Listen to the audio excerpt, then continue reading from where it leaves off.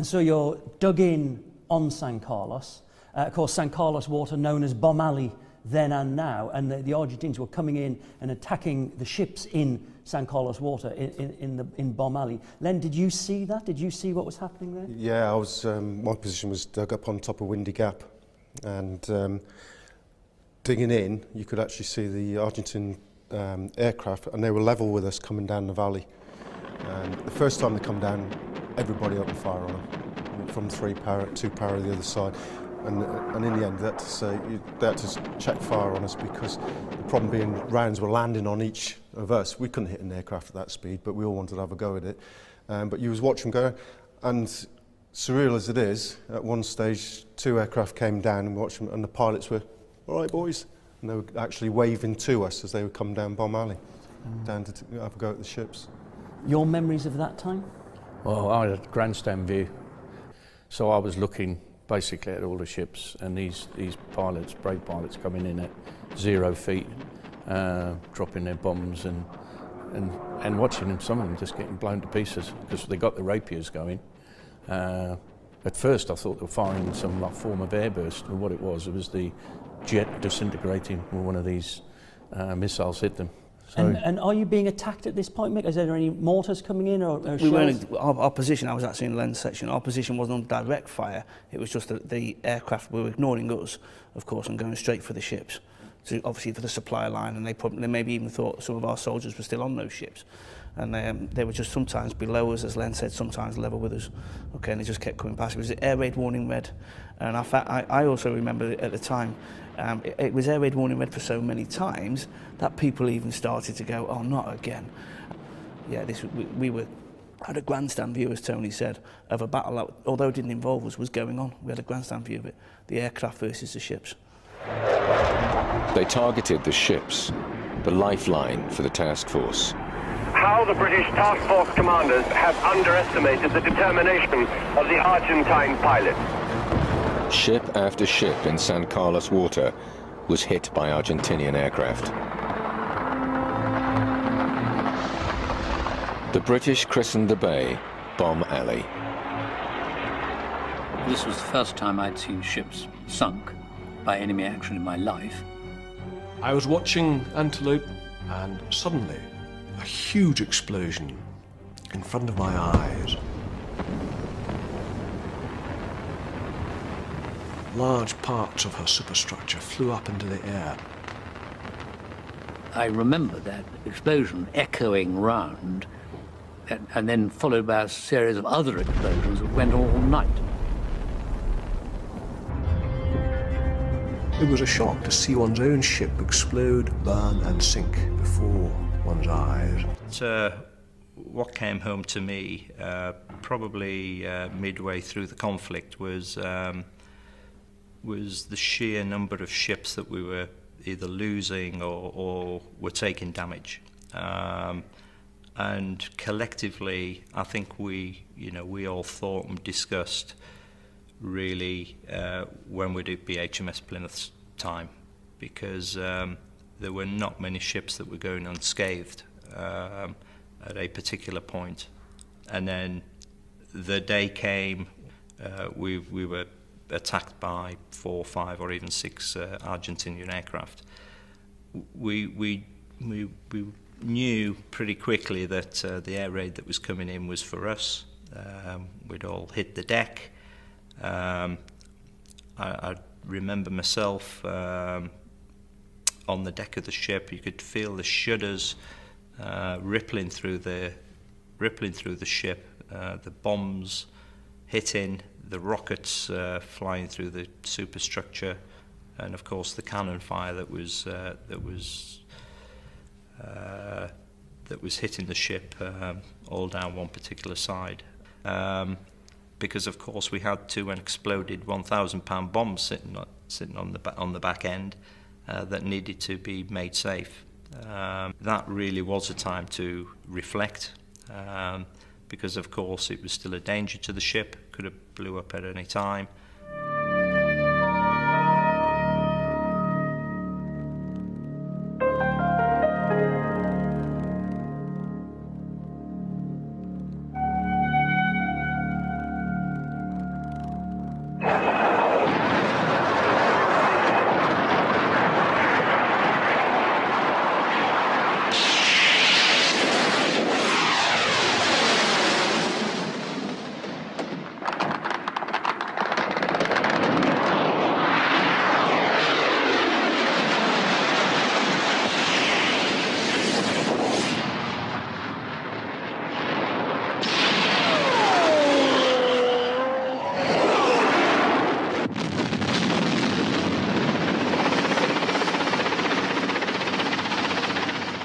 you're a fast jet pilot, you've got to be good or you're dead. I mean, it doesn't matter which country you come from, because they've got to have bloody good reactions, they've got to be good.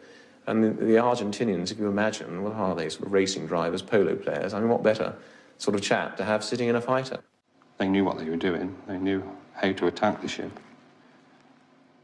So they all lined up one after the other and came up the stern. At that time, the captain ordered full speed.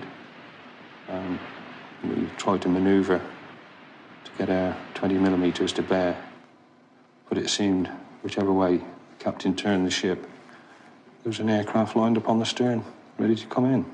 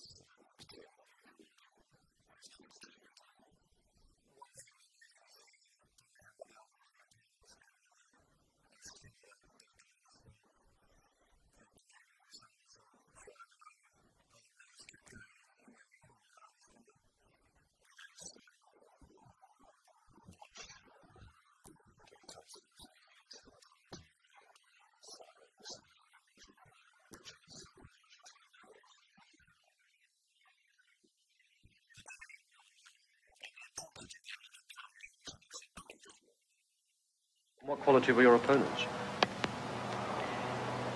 We've mentioned the Air Force, who were extremely courageous and very good.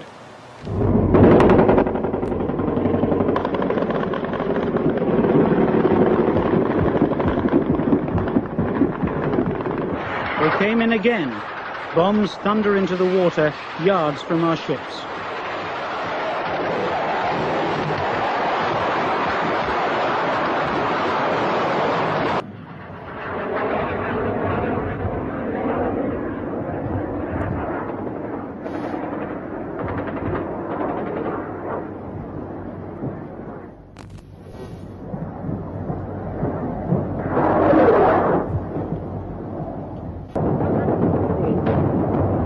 HMS Plymouth, assigned to protect, only just dodged 2 bombs herself.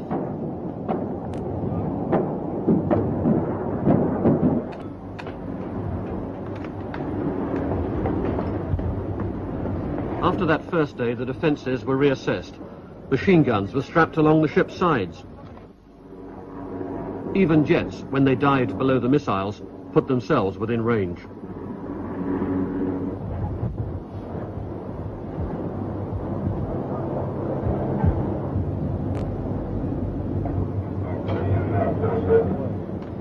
The Bofors guns aboard HMS Fearless claimed 2 planes. The gun crews, mostly 17 years old, soon had more battle experience than anyone else in the Navy. Sophisticated electronic watchdogs to protect us all. It's odd then that we get the greatest comfort from the old Second World War Bofors guns by the bridge. The crew on Bofors port gun have already claimed 2 hits and another probable, and we want to believe them.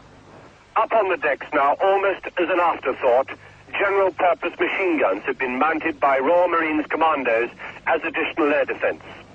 Odd, we thought, with so many millions of pounds worth of missiles around us, that such a makeshift weaponry should be necessary. But fired together and in the same direction, and a pilot would have to fly through a wall of lead. The Galahad was lightly armed, and the Welsh Guards had no defence against air attack. They actually hadn't seen the Argentine Air Force at work, because for the 5 days they'd been there, the bad weather had kept the Argentine Air Force away. So they hadn't seen how deadly those guys could be. And I can tell you, if I'd been on board that ship, I'd have swum ashore rather than stayed there. To start with, there was nothing there, and we just, we waited.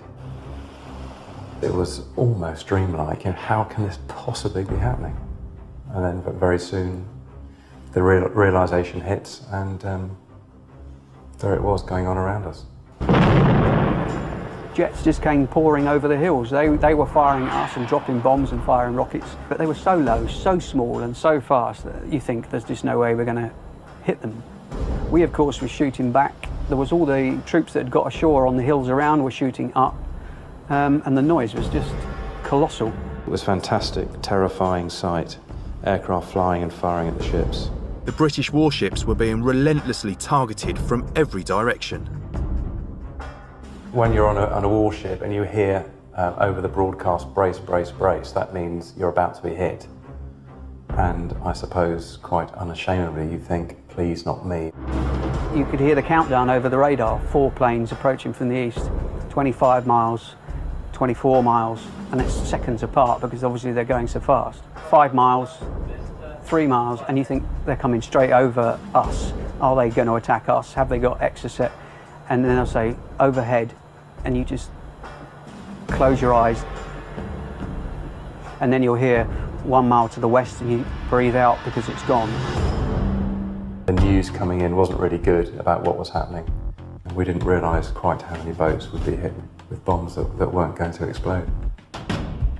The enemy were flying so low to avoid our anti-aircraft systems that many of their bombs weren't exploding when they hit our ships. Making the bombs safe now fell into the hands of the diving team. Tony and William were just 100 metres away from HMS Antelope when an unexploded bomb detonated.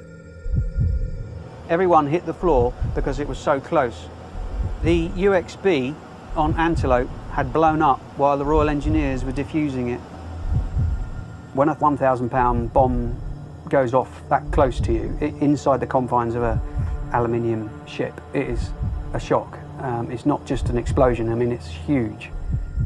Tragically, one of the Royal Engineers who was attempting to defuse the bomb was killed in the explosion.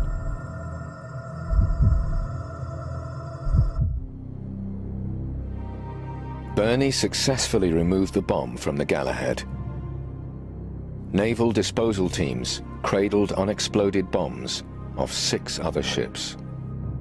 If these bombs had detonated on impact, the British campaign would have been stopped in its tracks. Then 4 days after the landings, the Argentinians struck another devastating blow. Exocet missiles hit a vital British supply ship, the Atlantic Conveyor. It was carrying 4 giant Chinook helicopters. 3 were destroyed. It was perhaps the single greatest setback of the war. I had been preparing a plan to move my brigade forward onto the high ground overlooking Stanley, and the key part of that plan was 4 Chinook helicopters. In the rush to pack equipment onto the task force ships, crucial errors had been made.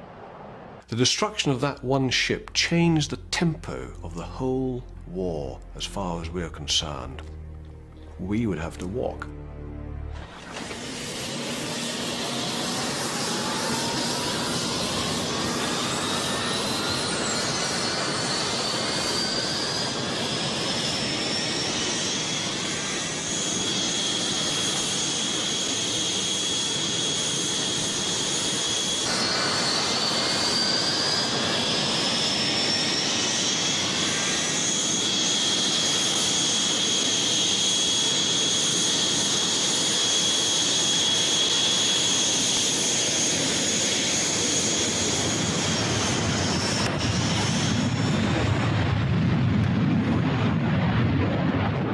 They took off from airfields in southern Argentina, equipped with Exocet missiles, and went in search of revenge.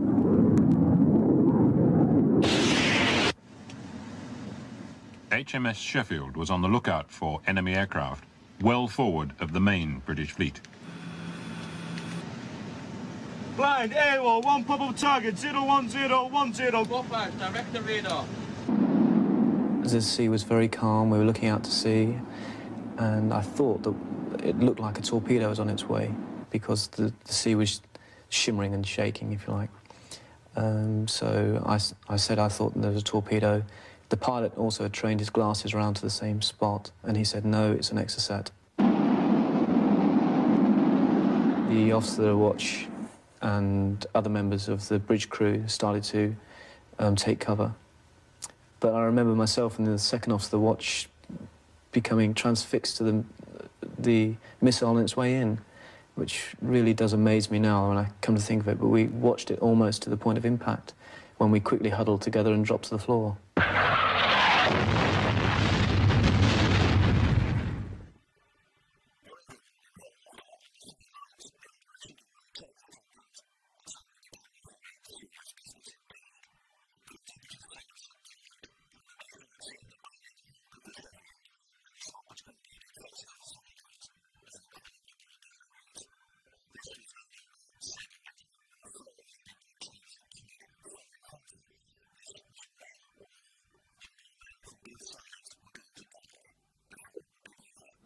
I think it's terrible.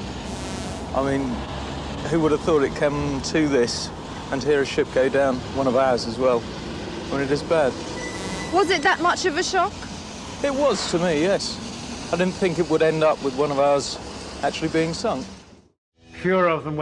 Estallaron menos bombas de las esperadas, casi la mitad. Si hubieran explotado, nos hubieran derrotado. Si las espoletas de las bombas hubiesen sido correctamente armadas, no me cabe ninguna duda de que hubiésemos perdido. Hubiésemos perdido el doble de buques de guerra, anfibios y mercantes. A pesar de los desaciertos y de las bombas que no explotaron, los aviones argentinos debilitaron a la flota británica. Después de 5 días de intenso combate, el almirante Woodward estuvo a punto de comunicar a Londres que la guerra estaba perdida. Consideré seriamente la posibilidad de llamar a casa para decir que habíamos perdido. La situación parecía indicar que pronto estaríamos fuera de juego. En algún momento hay que comenzar a pensar en terminar con todo. El 14 de junio escribí en mi diario las palabras: si los argentinos soplaran sobre nosotros, nos derrumbaríamos. Si los argentinos hubiesen resistido otras 2 semanas, tal vez hubieran triunfado. 2 años después, el contraalmirante Woodward, comandante del grupo de batalla naval, explicaba la retirada de los días y decía: lo que pasó es que desconocía el potencial de la Fuerza Aérea Argentina. No fue error mío. Cualquiera en mi lugar hubiera actuado como yo. Nada se pudo hacer contra la persistencia de los pilotos argentinos. Fue algo extraordinario. Aparecían por todas partes. Aprendimos a respetarlos.